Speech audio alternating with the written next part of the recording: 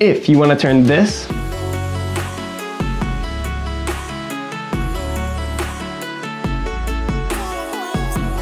into this,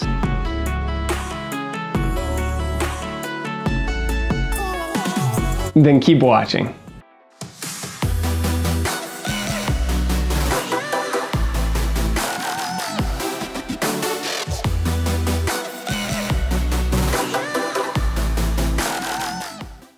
Hey guys, my name is Zach Ferguson, and this channel is all about helping you guys reach your tricking goals. I may not be the best tricker, but hopefully my experience can help you guys become the best. This is a tutorial specifically for how to turn your aerial into a Webster, and it was requested by Why Is This? This is going to be a tutorial that is specifically for people that already have their tricking aerial or gymnastics aerial and want to turn that into a Webster, specifically a running Webster. I'll go over axe to Webster and loser later. Right now, this is just for a running Webster. I will also make a dedicated Webster tutorial later, but I wanted to make this specific video because it was recently requested.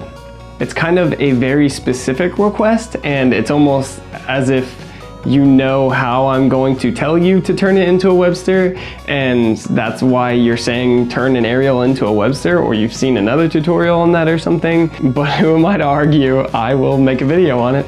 So let's get to the quick tutorial.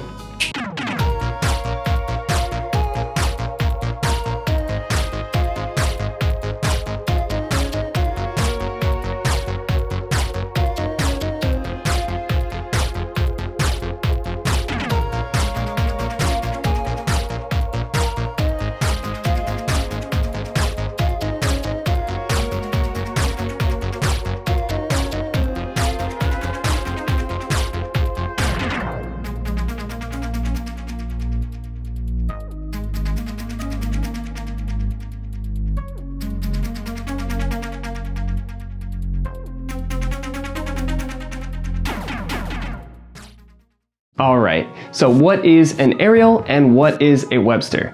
An aerial is just a no-handed cartwheel, so you just do a cartwheel in the air, and a Webster is a no-handed front handspring, essentially. It's a little different because you tuck, whereas technically, form-wise, a front aerial is a no-handed front handspring, but you can also think of it as a front flip where you just swing your leg backwards to initiate, and then you tuck, and then you land like a normal front flip.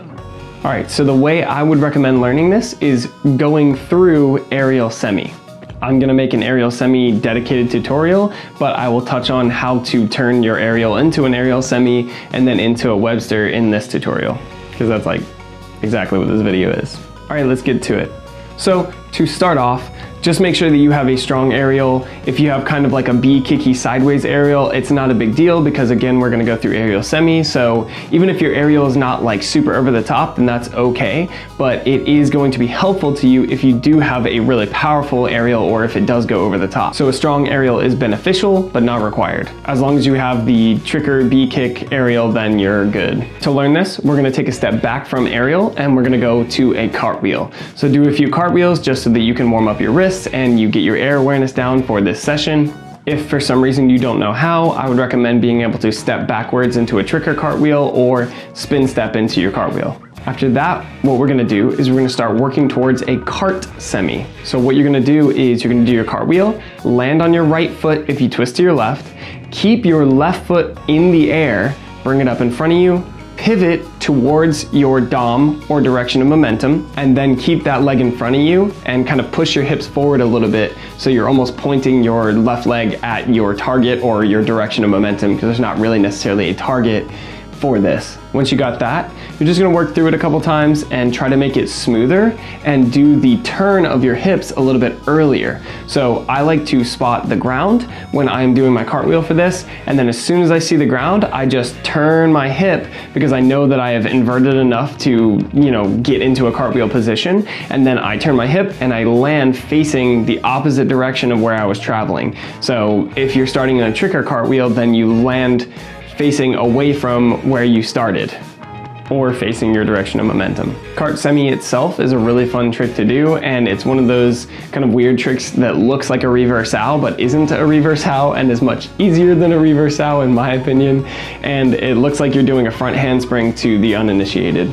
Keep practicing the turn until you can do a really good cart semi. All right, now that you have your cart semi, you can do one of two things.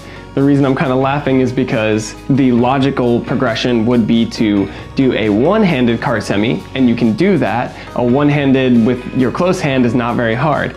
Then, like in an aerial tutorial, you would probably want to switch hands, but doing it was actually pretty hard for me. I'm not sure why, but I find it a lot easier to just go straight to aerial semi. Maybe that's because I already know aerial semi.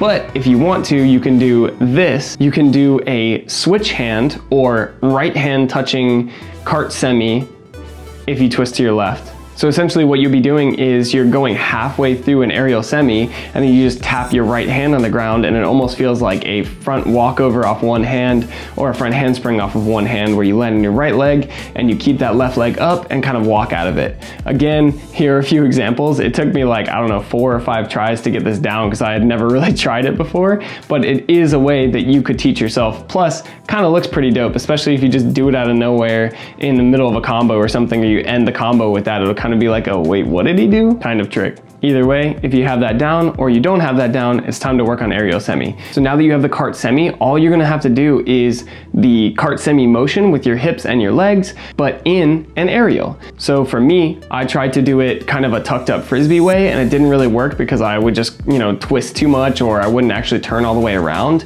A lot of people find it very easy to do it, and I can do it now, but when I was first learning this, it was just easier for me to just do a really powerful aerial and then try to semi it. You can do it either way. The tucked up way will allow you to get to aerial semi faster as long as you have enough power going into the move, so do it from a spin step or something.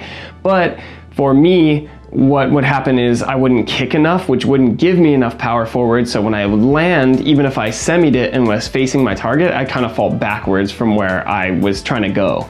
So I would recommend just getting ready to fall, find a sand pit, do it on grass, and if you can already do an aerial, then you kick as much as an aerial. You'll probably do the aerial semi pretty easily if you do a cart semi.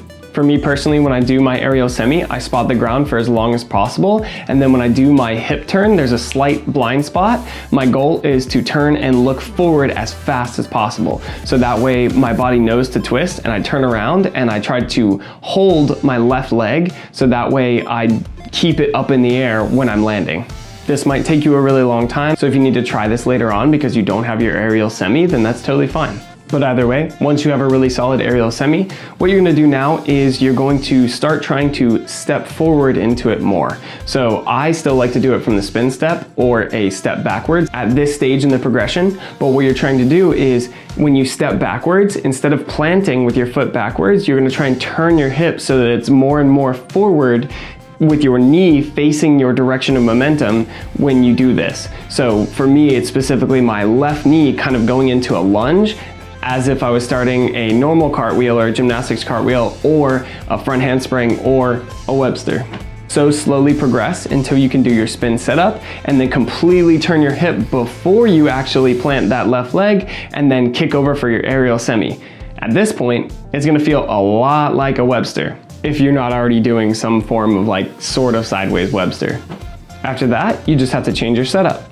So there's 2 ways you can set up into your Webster. I prefer the second way. The first way is gonna be with a hurdle. So a hurdle is where you run, you jump off of your right leg, you land on your right leg again, and then you plant your left leg into a lunge for power. This is how most people do round-offs, and I do round-offs too, but for Webster, I like it better the kind of parkour or free running way. So that way is to run forward and then jump off your left foot, take a step with your right, and then roll onto your left foot.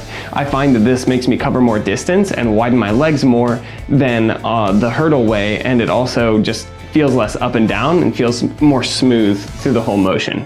Obviously, this is the directions of twisting to your left or kicking with your right foot.